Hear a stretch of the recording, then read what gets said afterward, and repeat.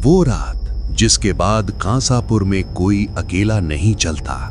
गांव का नाम था कांसापुर। इस गांव में एक नियम था जो लिखित नहीं था, पर हर आदमी जानता था कि रात में अगर रास्ता बदला हुआ लगे तो वापस मत मुड़ना, क्योंकि कांसापुर के बाहर खेतों और जंगल के बीच छलावा भटकता था।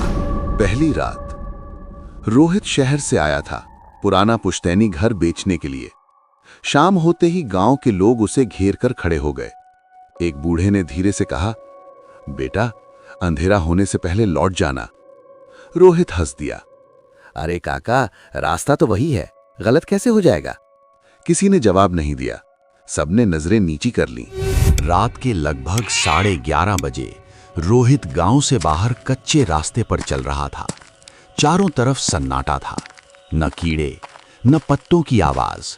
तभी उसे आगे एक छोटी सी रोशनी दिखी, जैसे किसी ने मिट्टी का दिया रख दिया हो। रोहित रुक गया। इस रास्ते पर कभी कोई दिया नहीं जलता था। रोशनी धीरे धीरे आगे बढ़ती हुई लग रही थी। रोहित ने सोचा, शायद कोई किसान होगा। वो चल पड़ा। कुछ दूर जाकर उसे पीछे से आवाज आई, सीधे चलो। आवाज साफ नहीं थी, जैसे हवा में घुली हो। रोहित ने पीछे मुड़कर देखा।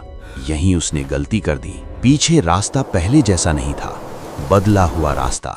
जिस कच्चे रास्ते से वो आया था वो अब 2 रास्तों में बढ़ चुका था, और दिया अब थोड़ी और दूर फिर से जलता दिख रहा था। रोहित को अजीब लगा, पर उसने चलना जारी रखा। चलते चलते उसे एहसास ही नहीं हुआ कि वो गांव छोड़कर खेतों के अंदर आ चुका है। छलावे का असर।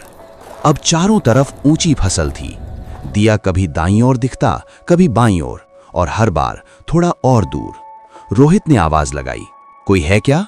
कोई जवाब नहीं, लेकिन हवा में हल्की सी हंसी तैर गई। रास्ता गायब। अचानक उसके पैरों के नीचे की जमीन नरम हो गई। रोहित रुक गया। अब उसके सामने कोई रास्ता ही नहीं था। पीछे देखा, पीछे भी कुछ नहीं, सिर्फ अंधेरा, और वही दिया अब बहुत पास चल रहा था। रोहित को तब समझ आया, ये रोशनी रास्ता नहीं दिखा रही, ये रास्ता बदल रही है।